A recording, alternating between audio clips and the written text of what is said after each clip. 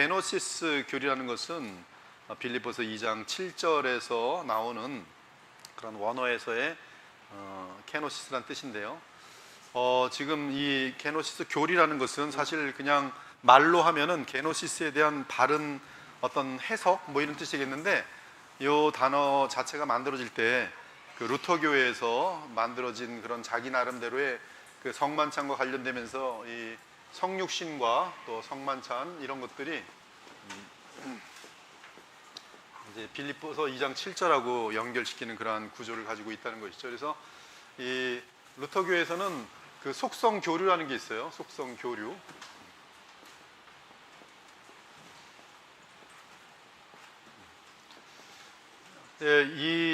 이것이 그릇된 부분들, 여러 가지 그릇된 그런 현상을 나타내는 것이 있는데, 왜 그러냐 하면 이 하나님은 무한하시고 영원하시단 말이에요. 무한이라는 것은 어떻게 띄워준다 할지라도 그 무한을 만약에 잃어버린다면 그것은 무한이 아니죠. 바닷물이 있는데 바닷물에 아이가 소꿉장난 컵으로 물을 몇 번 텄더니 이 바닷물이 갑자기 아파 그러면서 갑자기 막 줄어든다든지 바다가 바닷물이 되지 못한다든지 하면 그건 굉장히 이상한 그런 것이겠죠. 하나님께서도 이 무한과 영원이 있는데 뭐 시간에 갇힌다 하나님께서, 뭐 하나님은 제약이 있다, 이런 말 자체가 지금 하나님의 이 제일 중요한 그분의 어떤 창조주로서의 시간과 공간을 창조하신 분, 그분은 여기에 속한 분이 아니죠. 그 자신을 낮추시기 때문에 창조주께서 창조물 속에 들어와서 자신의 어떤 그 영광을 리플렉션 하는 것은 무소부재랄지 그가 만드신 그 작품 속에서의 하나님의 신비한 어떠한 그 기묘막측함이랄지 이런 것들이 등장되면서 그 하나님의 영광이 나타나는 것이지, 그것이 이 피조물에 하나님이 갇힌다거나 뭐 하나님께서 뭐 거기서 마이너스가 된다거나 그런 개념은 전혀 없거든요. 그래서 이 하나님께는 그 비공유적 속성이 있어요. 비공유적 속성. 이것은 피조물과 나눌 수 없는 속성이에요. 그래서 무소부재함, 뭐 어디나 계시는 것이죠. 저 우주 이 은하수의 수천 개의 은하수를 어딜 가더라도 거기는 하나님이 계세요. 아무리 깊은 땅속 깊은 곳에 내려가도 거기도 하나님이 계세요. 그런 것은 바로 하나님께서 창조주시기 때문에 우리에게는 그것이 마음속에 와닿습니다. 편재성이라 그러죠. 이런 것들은 그 어떤 피조물과도 공유할 수 없는 오직 창조주만이 갖고 계신 속성이에요.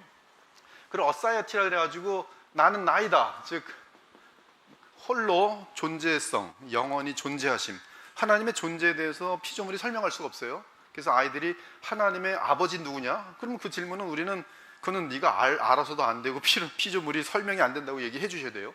그것이 그 하나님의 I am이거든요. 영원성이란 말이에요. 영원성. 비공유적인 것이, 피조물이 알 수 없는 것이. 그런데 이제 루터 교회에서는 이 성만찬 문제와 성육신 문제를 다루면서 속성교류라는 걸 생각해요. 그래서 하나님의 무한성과 인간이 이 지금 합쳐지는 것이 성육신인데, 그러면 이 인간의 어떤 피조성, 시간과 공간에 제약되는 예수라는 그 사람, 이 사람은 하나님이시라 그러는데, 그 하나님이라 하면 이분의 그 사람, 그 인성에 대해서도 어떤 신성 같은 것들이 내려와 있지 않겠는가. 그래서 어떠한 결국에 나중에는 보면 성만찬에 보면 예수님께서 영광을 얻으셨을 때 그는 이 신성과 인성이 서로 교류하면서 그의 몸은 신성의 그런 그 기능을 가졌다는 것이에요. 그러니까 예수님의 몸은 하늘에도 있지만 성만찬에 와 있다는 거예요. 실제로 몸이, 그것이 공채설이거든요. 지금 그 카톨릭 같은 경우는 실제로 이것이 변했다고 얘기하는 것이고, 예수님의 살로 변했다는 것이고, 루터 같은 경우는 예수님의 몸에 이 속성 교류로 인한 특성 때문에 예수님의 몸은, 영광이 이른 몸은 무소부재하다, 이런 데서 이제 엄청난 그런 오류에 빠지게 되는 거예요. 근데 여기서 오류만 빠지는 것이 아니라 이들은 이제 독생하신 하나님께서 사람이 되실 때 이 신성이 지금 사람이 되면서 이게 같이 있을 수 없다고 보는 것이죠. 그러면서 이제 이 신성을 사람이 되려면 잃어버린다, 제약된다.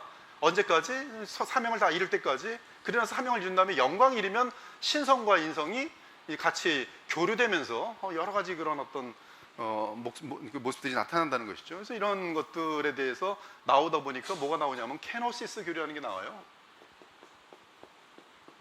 즉 하나님께서는 사람이 되는 순간에 이 신성에 대해서 내려놓으셨다. 그래서 참사람이다. 참사람인데 신성에 대해서는 이제 여러 가지 문제가 발생하게 되는 것이. 이제 존 켈빈 같은 경우는 뭐 우리가 잘 알다시피 이 성육신의 신성과 인성에 대한 연결 교리를 신성과 인성의 속성 교류를 보질 않고 그의 펄슨 속에서 영원한 펄슨입니다. 영원한 펄슨이 이제 사람이 되심, 이 펄슨이 사람이 되심. 그래서 이제 의도적으로 펄슨 훗이라고 얘기하는데요. 하나의 사람이 되심. 근데 그 사람이 바로 예수 그분, 즉 독생하신 하나님 그분이 사람이 되심, 사람으로 오심. 그러나 그 오심은 여전히 영원하신 그 펄슨은 그대로 존재하면서 이 펄슨과 이 펄슨 사이에 그 관계는 우리에게는 신비입니다. 알 수가 없어요, 영원히. 그렇지만 이 참 사람이신 그 펄슨이 펄슨 훗, 어떤 그 참된 사람 둘째 아담이 하나님 성삼위 하나님 아버지의 뜻에 자기를 비우고 굴복하는 순간 이 지금 그분 안에서의 내적인 갈등이, 즉 인성과 신성 사이의 갈등은 이제 완벽하게 제거되면서 이는 둘째 아담으로서 이제 그의 사명을 감당하고 영광에 이르게 되는데, 그럼에도 불구하고 우리 신앙 고백은 신성과 인성은 여전히 구별되며, 그래서 이것을 creature distinction, 즉 창조주와 피조물 사이에는 건너지 못할 무한한 구분이 있다는 것이죠. 그러나 공유적 속성이 있어요. 공유적 속성. 하나님과 우리 사이에 공유적 속성이 있어요. 이 공유적 속성이 뭐냐면 첫째, 사랑. 하나님은 사랑이시라. 근데 우리도 사랑을 하잖아요. 그러니까 사랑을 나누는 것이 지혜. 그렇죠? 죄를 미워하고 깨끗함에 거하는 것, 거룩함. 즉 성품과 관련돼서는 하나님의 속성을 우리가 본받는 거예요. 거기에 참여하는 거예요. 그리고 참여되었을 때 그 하나님의 그 무한한 어떤 사랑의 속성이 유한한 우리에게 나타나는 것. 그래서 이것을 우리가 신성화라 그래요. 신성화. 베드로전서 1장 4절, 베드로후서 1장 4절인가요? 즉 우리가 그 신의 성품에 참여함. 이때 참여함이라는 것은 그분께 의지함으로, 믿음으로 말미암아 그 하나님의 근원의 신성이 우리에게 나타나는데, 이 신성에서 제일 중요한 것은 이런 비공유적 속성을 말하는 것이 아니라 하나님의 공유적 속성이 우리를 통해서 나타남. 그래서 용서할 수 없는 우리에게 용서할 수 있는 그런 하나님의 넓은 마음이 실행되어짐. 이것을 신성의 참여함이라고 얘기하는 것이지, 무슨 도 닦았더니 내가 신이 되었다, 이만희 같은 놈들 다 그런 식이거든요. 다 모든 이단은 자기가 무슨 신이 되는 거예요. 돌을 닦아서 신이 되든지 아니면 뭐 무슨 하여튼. 그래서 이러한 개념 속에서는 예수께서도 인간이었다가 신이 되는 것이죠. 뭐 성령으로 세례를 받으면서 그때부터 신이 되었다, 뭐 헛소리를 하는 거예요. 그래서 이런 개념 우리가 좀 정확하게 알게 되는데, 얘네들은 지금 그 비공유적 속성, 공유적 속성, 이러한 것들에 대한 구별을 헷갈리는 것이죠. 나온 것이 이제 케노시스 교리예요. 그래서 이러한 헷갈림이 이제 성만찬까지 이어지는 그러한 요소가 되는데, 신학이 하나가 잘못되면 계속 삐뚤어집니다. 그래서 이 종말론 같은 경우도 우리는 뭐 어떤 겹치는 부분이 있기 때문에 핵심적인 부분, 성삼위일체랄지 예수 그리스도의 인성과 신성이랄지 구원에 대한 유일한 배타성, 오직 믿음으로만 구원을 얻는다랄지 그런 부분이 있어서 동일화되면은 우리가 이단으로 여기진 않지만, 그러나 이 어떤 신학의 출발점이 무엇이냐에 따라서 다 달라져요. 구원론도 틀리고 종말론도 틀려요. 그래서 루터교하고 개혁주의가 틀린 거고, 또 카톨릭은 뭐 근본적으로 이미 다 틀려버린 것이고, 그들은 구원관 자체가 이미 공로가 없이는 구원을 얻을 수 없도록 돼 있어요. 그래서 연옥이라는 게 나오게 되는 것이고, 그런 의미에서 그 전에 말씀드렸던 세대주의 같은 경우들도 그것은 19세기에 새롭게 등장된 신학으로서 아무런 뿌리가 없는 것이, 그리고 이제 이스라엘과 이 교회를 따로 구별시키고 이스라엘에 대한 예언은 따로 있고, 교회는 원래 몰랐던 것인데 이스라엘이 실패함으로 하나님이 새로 시작한 그런 계획인 것처럼 열어가면서 진행을 하는데, 거기에도 뭐 우리가 받아들일 만한 좋은 그런 성품과 또 그리고 구원에 대해서 바르게 가르치는 사람도 있지만, 이제 거슬러 올라가다 보면은 성화를 어떻게 이루는지 이런 신학적인 내용들과 또 그리고 이제 종말은 어떻게 될 것인가에 대한 그런 내용들이 막 달라지는 것이죠. 그래서 이 신학이라는 것은 사실 이 성경 신학하고 조직 신학이라는 것이, 과거에는 이제 성경 신학이라는 개념이 없었는데, 이제 성경 신학이라는 개념이 19세기부터 등장을 해요. 즉 성경주의, 성경 자체가 우리에게 시스템을 가지고 있기 때문에 다시 성경에서 그 시스템을 찾아야 된다라면서, 그러면서 이제 성경에서 이제 성경으로 계속 체계적인 어떤 조직적인 연구를 하면서 나오는 게 조직 신학이고, 조직 신학은 다시 성경을 처음에 대하는 사람들이 어떻게 바르게 성경을 해석할 수 있는지에 대한 틀을 또 말을 해주고, 왔다 갔다 하면서 이제 이 두 가지가 같이 발전하도록 돼 있어요.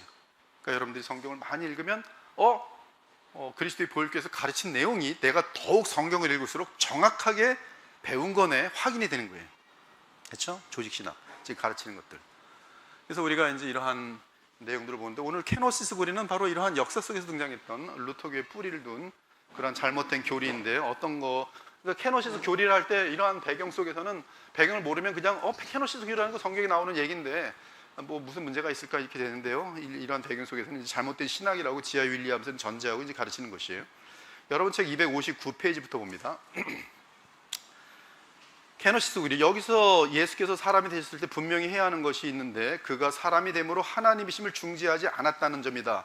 되게 중요하죠. 예수님이 사람이 되셔서 하나님이심이 중지되었다. 지금 이 말 자체가 사실 우리에게 지금 설득이 전혀 없죠. 그가 비록 낮아지심의 자리에 있었다 할지라도 그는 여전히 성부와 성령과 마찬가지로 본질상 동일하시며, 이건 성삼위 하나님의 영원성 속에서의 본질상 동일, 곧 한 분 하나님이세요. 한 분 하나님, 성부, 성자, 성령이 계신 것이, 즉 본질은 하나예요. 권능도 하나고, 지혜도 하나고, 사랑도 하나고, 영으로도 하나고, 하나님은 한 분 하나님이세요. 신격에 있어서는 한 분이세요. 근데 그 한 분 하나님이 서로 다르신 세 위격으로 존재하시는데, 이 위격이 펄슨이거든요. 그래서 세 분으로 존재하시는데 바로 성부 하나님, 성자 하나님, 성령 하나님이세요. 그러나 세 하나님이 계신 것이 아니라 서로 다르신 세 위격이 한 분 하나님으로 계시는 것이,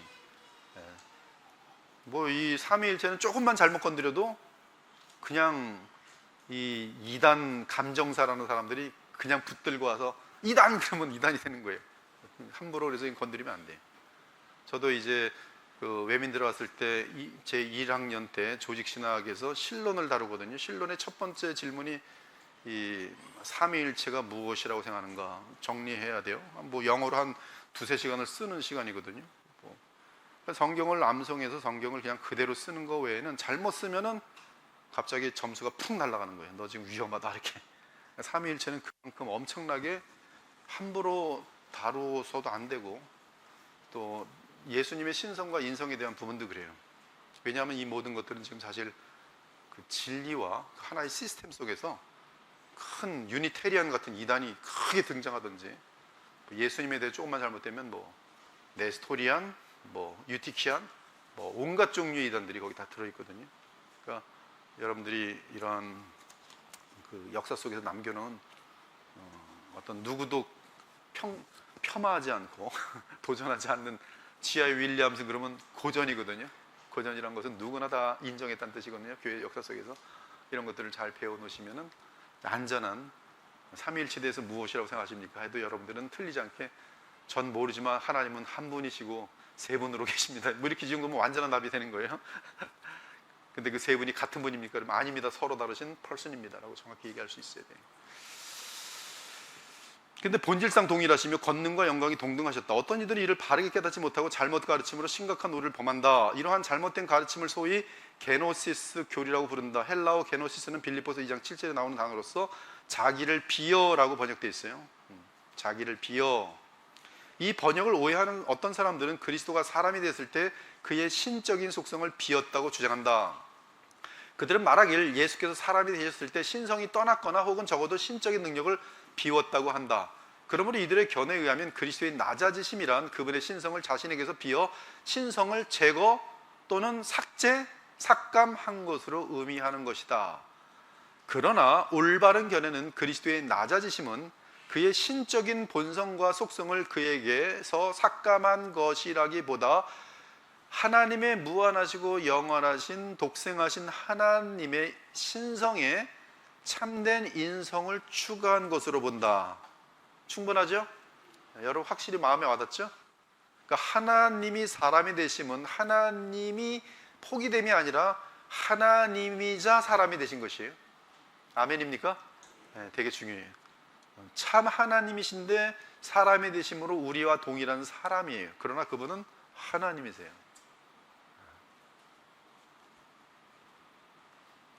그래서 여기 보면 이제 그 그리스도의 낮아지심, 성육신, 천하고 낮은 삶, 율법의 복종, 법을 만드신 분이 그 법에 복종하시고 또 죄인들을 대신하여 고난당하시고 우리를 대신하여 죄가 되셔서 하나님의 무한하시고 거룩하신 의로운 진노를 당하시고 죽으셨어요. 근데 지난번에 상세히 다룬 것처럼 죽는 것은 호흡이 끊어지는 그 순간인데 그때 영혼은 바로 낙원으로 돌아가시고 그의 몸은 땅에 묻히게 되는데, 근데 부자의 무덤에 조금 있다가 십자가에서는 이제 비참한 상태로 죽은 상태가 있지만 곧 부자의 아리마대 요셉의 묘에 묻히게 되면서 그의 몸도 이제 그 죽은 몸이지만 시체지만 영광을 얻는 그런 그림으로 들어갑니다. 그렇지만 하여튼 예수께서도 우리의 죄 때문에 죽음이라는 상태, 즉 그의 영혼은 비록 낙원에 들어가 있지만 몸은 숨이 끊어진 채 시체로 있는 상태를 2박 3일 정도 있으신다는 것이죠. 2박 3일 정도 있으신다는 거죠. 근데 그 상태가 되게 애매하죠. 그 상태는 우리에게 하나의 샘플이 되죠. 우리도 죽으면 어떻게 돼요? 우리의 영혼은 낙원에 곧바로 들어가고 우리의 몸은 주님 재림 때까지 먼지처럼 썩어져 가죠. 아담으로 물려받은 그런 죄에 대한 결과에 대한 수치를 우리의 몸은 당하지만 이제 예수님께서 재림하실 때 우리의 몸과 낙원에 있는 영혼이 합쳐지면서 영광스러운 몸을 얻어서 고린도 15장에 보면 강하고 그다음에 영광스럽고 그렇죠? 그리고 정말 아프지 않고 그런 어떤 그런 참 찬란한 그런 몸으로 일어나는 것을 분명히 가르칩니다. 한편 잘못된 게노시스 교리에 대해 거절한 이유는 다음과 같다. 그리스도의 신성이 가변할 수 있다는 개념을 주기 때문에 거절돼야 된다. 하나님은 불변하시다. 정확하죠. 신성은 변할 수가 없어요. 변함이 없어요. 회전하는 그림자도 없습니다. 왜? 그래서 영원 무궁하시기 때문에 영원하시고 무한하시기 때문에 그래요. 무한과 영원은 가변할 수가 없어요. 성경은 분명히 예수님은 낮아지심의 상태에서도 하나님이심을 가르치기 때문에 이 교리는 거절돼야 된다. 천사가 이르되 이러므로 나실 바 거룩한 이는 하나님의 아들이라 일컬어지리다. 3번 게노시스 교리는 성육신의 신비를 해결하지 못하기 때문에 거절돼야 한다. 물론 우리 하나님의 제2위이신 그리스도께서 그의 신적 속성들의 어떤 감소도 없이 참사람이 되신 놀라운 사실을 충분히 이해할 수는 없다. 진심입니다. 예수님에 대해서 알 수가 없어요. 예수님은 하나님의 가장 깊은 지혜입니다. 성경을 아무리 들여다보고 100번, 1000번을 읽어도 예수님에 대한 신비는 풀리지가 않아요. 그래서 계속 예수님을 경배하게 돼 있어요. 그리고 예수님과 하나님을 이루시는 성부와 성령께도 성부와 성령께 예수님과 함께 경배드림은 곧 하나님 아버지께 경배함이에요. 그래서 아버지와 그리스도는 특별히 우리의 머리 대신 주 대신, 즉 속량을 이루시고 주가 되신 그분이 우리의 예배를 받으시는데 피조물만이라면 예배 받으시면 안 되지만 그분은 또한 독생하신 하나님으로서 우리의 참사람의 머리, 모든 피조물의 머리이기 때문에 우리로서는 그분께 나아가 예배하고 그분을 중보자로 하여 하나님께 영광을 돌릴 수가 있도록 되어 있는 것이죠. 그래서 하나님 성삼위 하나님 및 예수 그리스도의 그분의 정체성에 대해서는 무한한 신비입니다. 우리 입장에서는 무한한 신비예요. 그래서 이러한 무한한 신비를 너무 쉽게 논리적으로 푸는 어떠한 학자나 목사가 있다면 오히려 거꾸로 의심해야 돼요. 나는 다 풀었다 그러면 교만에 빠져 있든지 아니면 잘못된 교리가 되는 거예요. 우리는 여전히 하나님은 영원히 다 알 수 없어요. 맞습니까? 예수 그리스도도 우리가 다 알 수 없어요. 우리가 알 수 있는 부분은 바로 우리의 맏형이고 우리의 머리시고, 그럼에도 독생하신 하나님이세요. 말씀 하나님이세요. 그렇게 인식하면서 예수님을 경배하고 그분께 기도함도 아름다운 것입니다. 우리 주님의 낮아지심은 어떤 신성의 감소를 의미하기보다 있을 수 없습니다. 신성이라는 그 데피니션을 이미 모르는 거예요. 신성이 감소한다고 생각하는 것은 이미 신성을 모르는 것이에요. 근데 이 게노시스 교리는 그런 신성의 감소를 말하고 있으니 얼마나 시작부터 잘못했습니까? 어떤 신성의 감소를 의미하기보다 그의 신성을 가리우심으로 이해하면 훨씬 도움이 될 것이다. 저도 크게 동의합니다. 예수께서는 인자로서, 사람으로서 신성을 빌리지 않으시고 그의 구속은 사람으로서 완성해야 됩니다. 이때 사람이 성령으로 충만한 것은 그것은 합당한 것이에요. 그래서 아담도 자유의지적으로 성령의 충만함을 구하며 지냈다면은 그런 시험에서 합격하였을 거예요. 근데 예수께서는 그 성령으로 충만한 상태를 놓치지 않습니다. 그의 사역이 시작할 때도 성령으로 무한하게 충만한 가운데에서 그의 사역을 다 감당하시는데, 이때 성령으로 충만하시지만 그 사역을 하시는 분은 뭐냐면 사람이어야 돼요. 그래서 인자라는 단어가 대단히 강조됩니다. 사람이 아닌 하나님으로서 어떤 구속사역을 한다면 그것은 이 게임이 맞지가 않는 것이, 마귀가 시험하는데 하나님을 시험한다는 거 있을 수가 없거든요. 그렇기 때문에 예수께서는 성령의 도우심으로 그의 그 인자로서의 구속사역을 계속 3년 내내 감당하시고, 그것은 바로 완전한 의를 이루셔서 영광에 이르셔야 되는 사람이 되어야 된다는 것과 하나님의 어린 양이 되어야 된다는 것이, 근데 그 사람은 아까 인격적, 그 위격적 연합이라는 신비한 관계 속에서 한 분의 사역이 무한한 효과를 나타내는 인격적, 위격적 연합의 효과가 나타나면서 어린 양에게 속한 모든 자들의 모든 죄를 다 사하여 주실 뿐만 아니라, 그렇죠, 창세부터 주님 오실 때까지의 택한 백성의 모든 죄를 사하여 주시고, 그것뿐만 아니라 주님이 이루신 그 의가, 완전한 의가 우리에게 전가되니 바로 우리가 예수님 안에서는 그 의인으로 칭함을 받게 되는 그런 것이, 아무튼 이 지금 신성이 가리우셨다, 즉 인자에게서는 그 예수께서는 그가 하나님이신 사실을 많이 드러내십니다. 뭐 오병이어 사건 같은 거랄지 이런 것들은 다 신만이 하실 수 있는 일이기 때문에 그것은 예수님 그분이 하나님이라는 사실을 드러내는 거예요. 즉 하나님의 정체성을 드러내는 사건과 표적이라 그래요. 하나님이 우리를 대신하여 이루시는 사건을 구별을 잘 하셔야 돼요. 근데 후자의 경우는 사람으로서만 그 일을 이루셔야만 아담의 실패를 회복시킬 수 있고, 이때 이 일을 사역하는 데 있어서 주님께서 도움을 받으실 수 있는 가장 중요한 것은 성령의 도우심이, 여러분들도 마찬가지입니다. 여러분의 힘으로는 시험을 이길 수 없어요. 근데 누구의 도움을 받을 수 있어요? 성령의 도움을 받으실 수 있어요. 성령의 도움을 받으면 여러분이 신이 됩니까? 이단이에요, 그거는? 아니에요. 여전히 사람인데 주님의 도우심을 받아서 넉넉히 죄와 마귀를 이길 수가 있는 것이.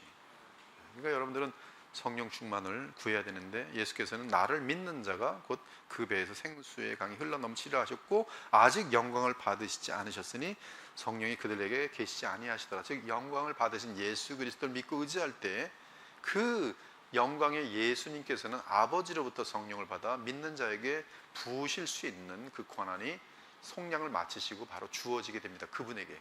그래서 지금 예수님은 믿는 자에게 얼마든지 자신의 영, 곧 그리스도의 영, 성령을 우리들에게 부으셨어요. 그럼 내 힘이 아닌 성령께서 나를 붙잡아 주심으로 말미암아 내 생각과 감정과 의지가 굉장히 강력해지면서 주님을 영화롭게 할 수 있어요. 이 힘이 내 힘이 아니고 주님의 힘이에요. 그렇지만 이때 내 힘이 아닌 주님의 힘으로 살고자 할 때 내게 가장 중요한 나타나는 현상은 뭐냐면 셀프 디나이얼이에요. 즉 자기를 부인해야지만이, 즉 자신의 육체 옛사람을 십자가에 못 박아야지만이 믿음으로 영광의 그리스도와 연합되면서 그분이 주시는 성령으로 우리가 살 수 있는 것이 바로 생명의 성령의 법이에요. 죄와 사망의 법을 승리케 하는 복음의 능력이에요. 아멘입니까? 예, 지금 여러분들 하도 지금 교육을 많이 받아서 그냥 제가 그러면 아로 다 들어요. 그렇지, 지금 무슨 말씀 하시는 거 다 알아요. 얼마나 감사한지 모릅니다. 정말 감사해요. 지금 여러분이 지금 제 말을 한 사람도 못 알아듣는다고 생각해 보십시오. 뭐 제가 얼마나 비참하겠습니까? 그 진리를 외치는데 도대체 오늘 목사님이 또 오늘도 무슨 소리를 하냐 이러고 앉아있다가 이러고 있다가 이제 가서 또 그 다음 주도 무슨 소리를 하는 거야 또 이러고 1년 2년 해봐요. 그럼 저는 뭡니까? 이거 바보 중에 바보죠. 근데 여기 지금 다 보니까 틀릴 수도 있겠지만 100% 같아요. 100%가 지금 다 알아들은 것 같아요. 맞습니까? 김성진 집사님? 감사합니다. 또한 예수님 메시아로서 공식 사역을 시작하시기 전까지는 그의 신적 권능과 영광을 한 번도 나타내지 않으심이 분명하다. 예수께서 이 첫 표적을 갈릴리 가나에서 행하여 그의 영광을 나타내심에 제자들이 그를 믿으니라.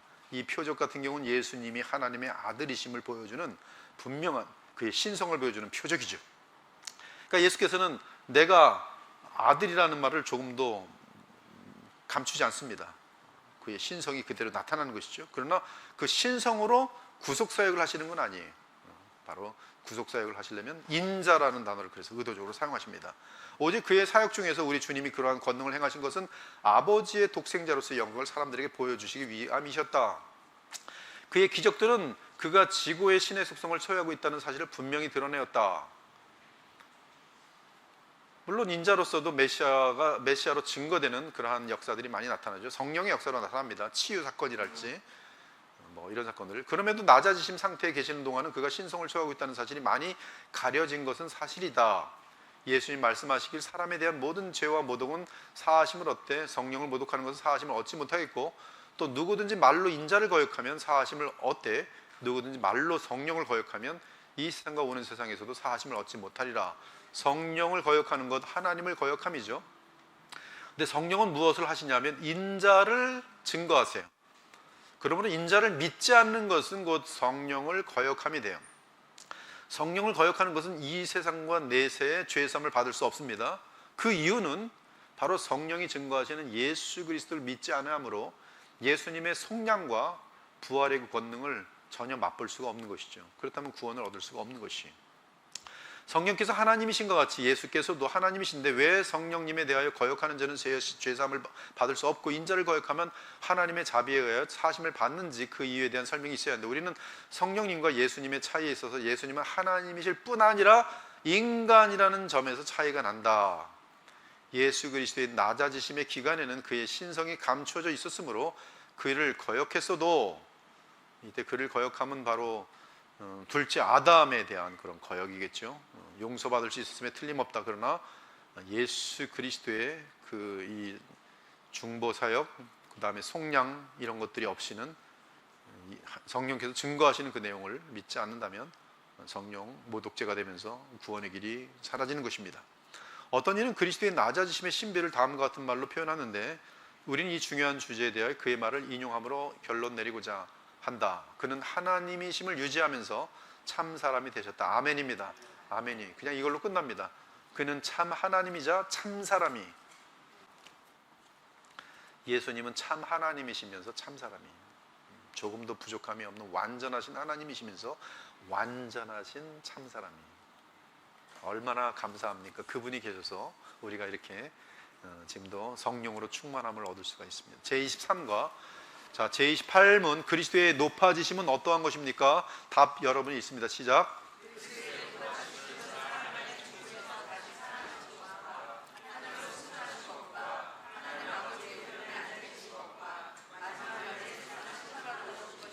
네, 이제 소요리 문답 같은 데서도 저는 조금 더 부인하지 않습니다. 정확하게 소요리 문답을 고백합니다. 그러나 저는 아까 말한 것처럼 어떤 부분이 조금 좀 더 깊어져야 될 필요성이 있냐면 장사 지냄. 이 장사 지냄 기간은 이 수치와 영광이 같이 섞여 있어요. 장사 지냄 2박 3일 동안은 이 부분이 많이 연구가 되지 않은 상태예요. 근데 제가 볼 때는 지금 이 기간은 이미 예수께서는 낙원에 들어가 계시고 그 몸은 지금 2박 3일 동안 그 시체로 있는 상태거든요. 그러니까 지금 영광에 이르는 것은, 분명한 영광은 이제 그 죽음에서 일어난 그 시체로 있던 몸이 그의 예수님의 영혼, 인간 영혼입니다. 인간의 영혼과 함께, 참사람인 영혼과 함께 합쳐지면서 영광의 부활의 몸으로 일어난 참사람 예수님, 참사람 예수님이에요. 마지막 아담이에요. 그 마지막 아담은 분명히 영광에 이른 것이지만 영광의 시작이고요. 그러나 이 부분에 대해서는 이것이 지금 낮아지심과 지금 영광에 이르심 그 중간 단계가 장사지냄이거든요. 장사지냄에 대해서는 제 개인적인 소견으로는 수치와 영광이 섞여 있다. 무슨 말인지 알겠습니까?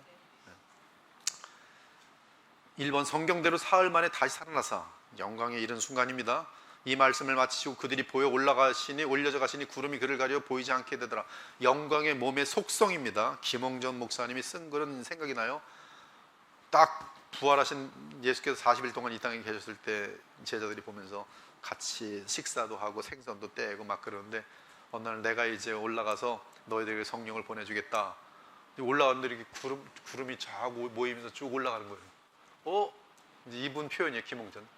예수님이 하늘로 올라가네. 이제 우리도 저렇게 올라갈 날이 오겠네. 예수님 올라가셨는데 올라가신 그대로 다시 오신다고 하시네. 그러면 지금 예수님, 그분, 지금 내가 봤던 그분이 지금 저쪽 어딘가에 계시네. 굉장히 정확한 인식이에요.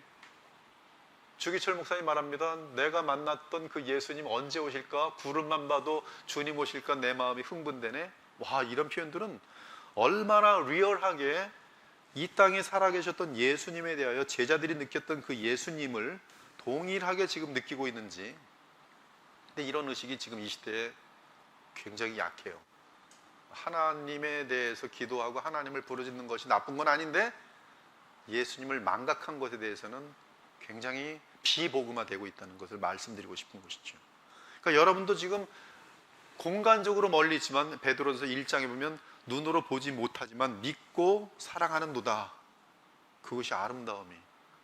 다시 보실 그날 한 번도 만나본 적, 정말로 눈과 눈으로 만나본 적이 없지만 말씀에 의지하여 성령에 의해서 그 정말 살아계신 나의 머리이신 대제사장이신 나의 하나님 나라의 왕이신 마지막 선자이신 그분을, 지금도 그분을 영으로 만나면서 그분의 모든 은혜를 입고 있는 내가 이제 그분을 만나는데 정말로 최고 사랑하는 분이고 최고 존경하는 분이고 너무나 만나보고 싶은 분이고, 이것이 바로 지금 이 땅의 신자들이 가져야 될 예수님에 대한 복음적 신앙이라는 거예요. 이런 신앙이 지금 우리에게 지금 만들어지고 있냐 이거예요. 이렇게 가르쳤을 때만 사실은 성도들이 예수님을 사랑하고, 이 사랑이 허상이 아니란 말이에요. 공간적으로만 떨어져 있을 뿐, 만나지만 못했을 뿐. 어떤 아이들은 태어날 때 아버지가 군에 들어갔다가 전사했어요. 전사했는데 이제 부모들이 이제 애들이 자라날 때 불쌍하니까 아버지가 베트남 갔다 그래요. 지금 시대는 좀 틀릴 거예요. 제가 자라날 땐 그런 일이 되게 많았어요. 아버지가 베트남 갔다고. 근데 사실은 아버지가 이미 전사한 거예요. 근데 그 아이들은 자라나면서 비행기를 보면 우리 아빠 오나 이래요. 맨날 비행기 볼 때는 우리 아빠 저 비행기 타고 오나 그래요. 그게 지금 5살 때, 7살 때, 8살 때, 그리고 나중에서야 이제 뭐 한 대학생 들어갈 때나 뭐 고등학생 좀 철이 빨리 되면 우리 아버지가 돌아가셨는데 우리 엄마가 내 마음을 상하지 않게 하느라고 저렇게 했구나. 그러면서도 아버지를 만나보고 싶어하는 마음이 그들에게 있어요. 그런 것처럼 지금 우리는 이런 예수님에 대한 그 바른 교육을 받고, 이것은 아까 그것은 이제 못 만날 가능성이 많지만 저기 이 복음은 지금 참으로 만나거든요. 정말로 여러분이 반드시 예수님을 만날 겁니다. 그때 만났을 때 기다리지도 않았고 보고 싶어 하지도 않았고 고마워하지도 않았고, 그러면 여러분이 예수를 만날 때 누군지도 모르고 소망하지도 않았는데, 그게 바로 사실 수치죠. 어쩌면 예수님이 와도 못 알아보죠. 성경을 읽으셔야 돼요. 근데 이게 정신찬란이 아니거든요. 예수님을 가장 사랑한다? 제가 아내보다 예수님을 가장 사랑한다? 둘 중에 하나입니다. 예수님이 없으면 완전히 정신찬란장이에요. 미친 사람이. 그렇죠? 인생을 같이 살아가는, 평생 고통과 즐거움을 같이 나눈 아내보다 존재하지 않는 어떤 분을 사랑한다? 미친놈이죠. 그러나 참으로 우리를 구원하시고 불에 떨어질 것을 위해서 자신이 그 지옥보다 더 큰 고통을 당하신 나의 구주시고 나의 남편이시고 나의 왕이시고 나의 대제사장이시라면 얘기는 확 다르죠. 그 무엇보다도 예수님을 사랑하죠. 그렇죠? 그 무엇보다도 예수님을 사랑해요. 그리고 그분을 보고 싶어하고 기다리죠. 여러분이 예수님이 보고 싶어서 눈물 흘린 적이 있습니까? 보고 싶어서 눈물이 줄줄 나요. 남편 보고 싶어서 눈물 줄줄 나는 아내 얼마나 아름답습니까? 요새 아내들은 절대 눈물 안 흘려요. 이게 잘못된 가정들입니다. 남편이 멀리 떠나 있으면 보고 싶어서 눈물 줄줄 흘려야지. 근데 동일한 현상이 예수님을 향하여서도 있어야죠. 언제 오시려나 우리 예수님. 그것이 이제 그 영광의 모습인데요. 바로 부활이죠. 부활. 그리스도의 능력이 그리스도 안에서 역사하사 죽은 자들 가운데도 다시 살리시고 하늘에서 자기의 오른편에 앉히사, 하나님의 능력이 그를 자기의 오른편에 앉히셨어요. 너희 가운데서 하늘로 올려지신 이 예수는 하늘로 가심을 본 그대로 오시리라. 참 나팔 소리와 함께 구름 타고 오신다는 그 노래가 뭐 손오공도 아닌데 우리 신자들이 그 노래 부르면 뭐 성경도 잘 모르는데 군대 가서 보면 뭐라더라? 나팔 불 때에 그 엄청나게 좋아했었어요. 지금 요새는 좀 덜한데 옛날에는 그 노래 때문에 그냥 한국이 들썩들썩했는데, 우리 주님께서 세상에 오셨던 사명을 마치실 때 아버지여 창세전에 내가 아버지와 함께 가졌던 영화로서 지금도 아버지와 함께 나를 영화롭게 하옵소서라고 말씀하셨다. 이는 그리스도께서 높아지실 것을 예언하며 기도하신 것이다. 이제 그 기도의 응답인 그리스도의 높아지심의 단계들을 다음에서 보자. 장사 지냄, 그 다음에 이제 그리스도의 높아지심, 바로 부활이죠. 죽음에서 일어나는 것입니다. 그리고 부활하신 예수께서 40일 동안 이 땅에 계시다가 승천하셨어요. 바로 초실절에서 40일째 되는 째 승천하셨어요. 초실절에서 50일째 되는 데가 오순절입니다. 바로 부활하시고 10일 후에 성령께서 오순절 날에 임하셨어요. 오순절 날에 성령이 임하신 그 뜻은 바로 예수께서 하나님 보좌에 앉으셨다는 뜻이에요. 만유의 주란 뜻이에요. 모든 피조물의 왕이란 뜻이에요. 그 자리는 아담이 원래 영광에 이르면 앉게 되었을 자리인데 아담이 실패함으로 말미암아 모든 그런 창조 질서가 뒤바뀌게 되었어요. 그러나 예수께서는 다시 그 자리에 우리의 머리로서 하나님 보좌, 즉 영광에 이르십니다. 그것을 그리스도의 승귀, 즉 그리스도의 높아지심이라 그래요. 무엇보다 먼저 우리 주님의 부활이 있다. 무덤에서 살아나신 그 몸은 십자가에 못 박히시고 장사 지낸 바 된 그 몸과 동일한 몸이었다. 이것도 되게 중요하죠. 예수님의 부활의 몸은 그가 무덤에 묻혔던 그 몸이에요. 즉 여러분의 부활의 몸은 여러분이 이 땅에서 썩어질 그 몸이 부활의 몸으로 연결될 거예요. 그것은, 그러면 이런 질문이 나오죠. 상어가 다 먹을 수도 있고, 그렇죠? 모기가 물고 갈 수도 있고, 개미가 물고 갈 수도 있고, 사방으로 수천 년 동안 지나는 동안 어디 있는지도 모르는데 그 몸이 부활의 영광의 몸으로 바뀔 수 있는 것입니까? 당연하죠. 하나님은 당연히 그렇게 하시죠. 지금처럼 못생긴 몸으로 부활합니까? 아니죠. 가장 전에 말씀드린 것처럼 이 땅에서 얼만큼 예수님을 닮았는지와 비례한 영광의 몸으로 부활하게 될 것이에요. 물론 질에 있어서는 달랐으나 동일성에 있어서는 같았다. 성경의 증거에서 이보다 더 확실한 것은 없다. 부활은 어떤 자들이 말하듯이 제자들이 보았다고 상상하는 것 같은 단순한 환상이 아니었다. 제자들이 예수님을 보았을 때 그들은 놀라고 무서워하여 그 보는 것을 영어로 생각하였다. 이때 예수께서는 어찌하여 두려워하며 어찌하여 마음에 의심이 일어나느냐? 내 손과 발을 보고 나인 줄 알라. 손과 발, 부활에 보면 손과 발이 있어요. 아마 제 개인적인 추측입니다. 지금부터는 이 손과 발의 감각은 아마 그때도 계속 이어질 것 같아요. 손에 이제 손재주가 있는 분들이 있거든. 전 손재주가 되게 없는데 부활한 사람은 손재주가 있었던 사람은 여전히 손재주가 되게 좋을 거예요. 손과 발을 보고 나인 줄 알라. 또 나를 만져보라. 영은 살과 뼈가 없을 때 너희 보는 바와 같이 나는 있느니라. 지식도 아마 연결될 거예요. 지식이 엄청나게 커지겠지만 지금 내가 죽었을 때 가졌던 모든 지식들, 그 지식이 계속 이어질 것이. 그러면서 이제 새하늘과 새 땅에서 계속 배워가겠죠. 계속 배웁니다. 얼마나 배울까? 뭐 수억만 년 영원히 사는데 계속 배우는 것이죠. 그렇게 많이 배우면 하나님이 되는 거 아닌가? 걱정하지 마십시오. 아무리 영원히 살아도 절대로 우리는 하나님이 될 수 없어요. 그것이 그 속성의 교류라는 것이 가능하지 않은 것이. 성경의 증거를 인정하지 않고 그때 일어났던 부활의 사건을 설명하려는 다른 수많은 사악한 시도들이 있어 왔다. 어떤 자들은 제자들이 예수께서 부활하실 것을 굳게 믿고 있었기 때문에 부활 사건을 상상하게 되었다고 생각한다.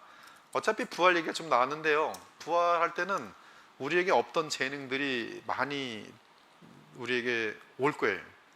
그것이 신성을 의미하진 않아요. 신께서, 하나님께서 부활의 영광에 이른 자들에게 얼마든지 피조물에게 주실 수 있는 능력들을 주실 수 있어요.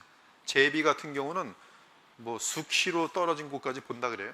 어쩌면 우리의 눈이 그때 아마 딱 보면 저 멀리까지, 뭐 집사님은 난 한 10km까지 보는데요, 박 권사님은 어디까지 보니까 저는 한 20km 보이는데요. 아마 이럴 거예요. 냄새도 개코들은 지금 되게 많이 맡잖아요. 근데 여러분들이 개들보다 앞설 가능성이 되게 남죠. 이게 무슨 냄새야? 하여튼 재미난 일들을 많이 상상해도 나쁘잖아요. C.S. 루이스는 뭐 장점도 있고 단점도 있지만 C.S. 루이스는 특히 이 부활 이후에 몸이 어떠할 것인지에 대한 글들을 많이 썼어요. 근데 많은 부분이 그의 풍성한 난해 연대기, 뭐 하여튼 굉장히 이 영화 작품을 많이 썼거든요. 옥스퍼드 철학 교수가 이제 예수를 만나고 나서 이제 기독교를 변증하는 사람이 됐는데, 그분이 이제 보면 이게 예수님의 부활, 우리가 부활 이후에 대한 그런 글들을 막 쓰는데 정말 뭐 재밌기도 해요. 참 재밌습니다.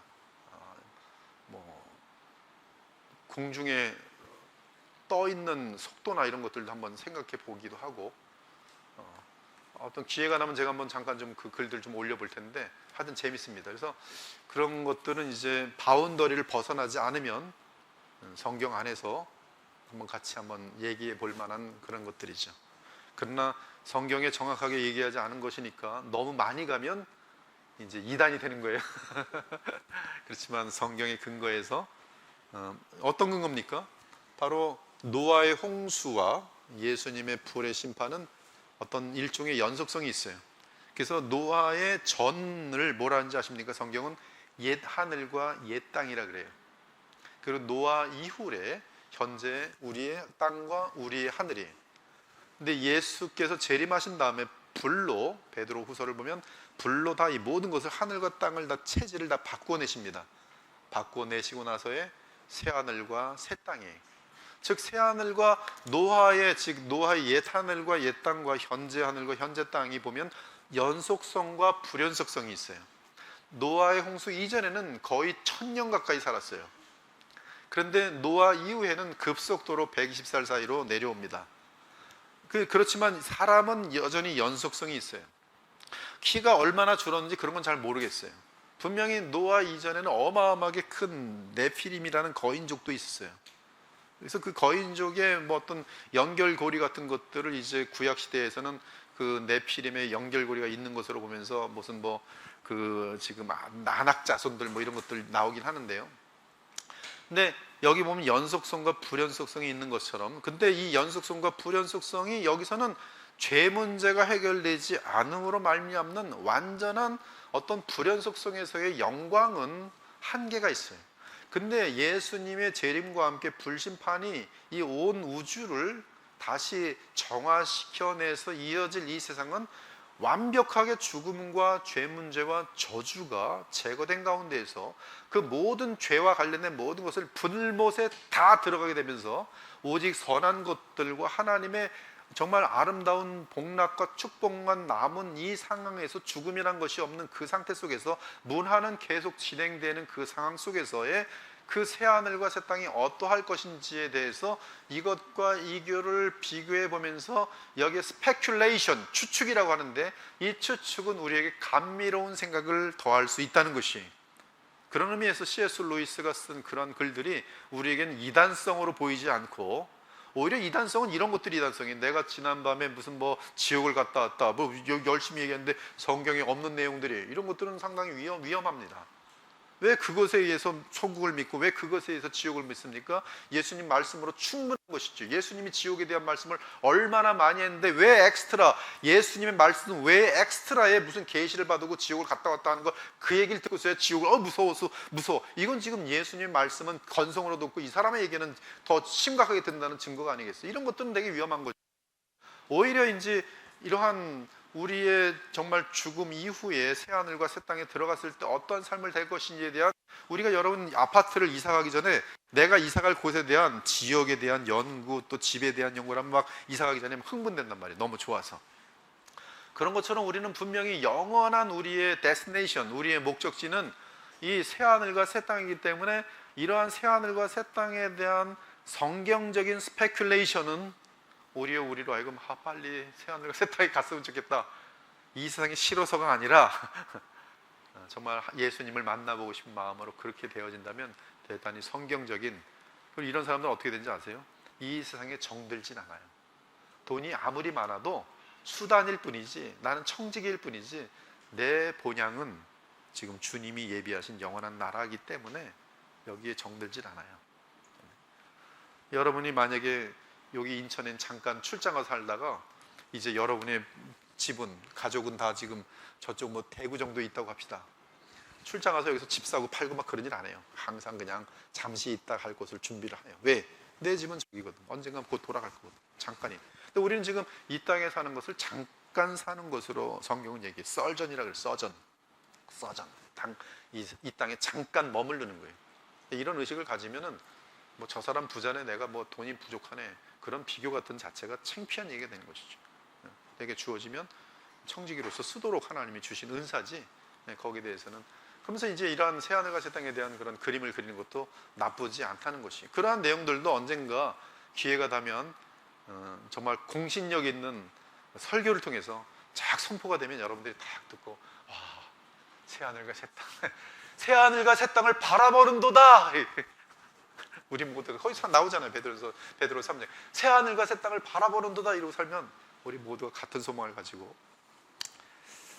근데 이것이 구약 같은데 굉장히 많이 풍성하게 묘사가 되어 있어요. 독사골에 손을 놓고 물리지 않고, 이런 것들은 지금 이미지네이션을 막 지금 나오게 하는 것이죠. 또 어떤 자들은 단지 기적의 이야기를 믿을 수 없다고 말한다. 그러나 문제는 그들이 어떻게 그 기적의 이야기를 처리해야 할 것인지 결정해야 한다는 사실이다. 즉 그들에게는 그 기적의 이야기가 어떻게 그토록 진솔하고 진지한 이야기로 기록되었는가에 대한 풀 수 없는 문제에 봉착하게 되는 것이다. 아무튼 이 부활에 대한 증거들 얘기하는데요, 주님께서는 부활 이후에 40일 동안 이 땅에서 제자들을 자주 만나셨다. 그리고 40일이 지난 후 영광 가운데 하늘로 오르셨다. 그래서 그 268페이지로 갑니다. 5분 남았는데, 지금 이 장면은 부활의 이야기를 불신자들이 제멋대로 설명하려는 시도를 막는 또 하나의 사건이다. 만약 예수님의 부활체가 단지 상상이나 환상이라면 어떻게 40일 동안 이 땅에 거하실 수 있겠는가?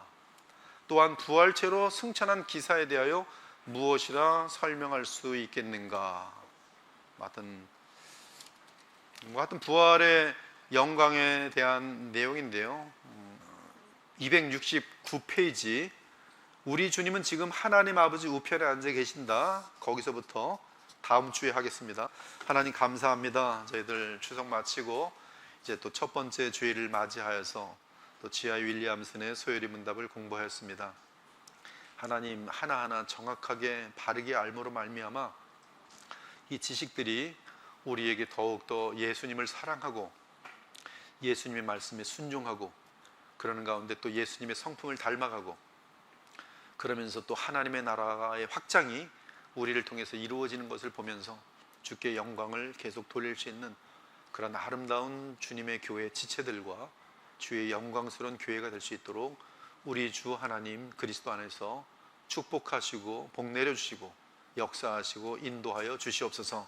오늘 돌아가시는 이 귀한 성도들의 발걸음에 주께서 함께 하시사 가정에 복이 되게 하시고 또 내일부터 사회에 나가실 때도 어느 곳에 있든지 우리 주님의 복음의 향기가 될 수 있도록 우리 하나님 복 내려 주시옵소서. 감사드리오며 살아계신 우리 주 예수 그리스도의 이름으로 기도합니다. 아멘.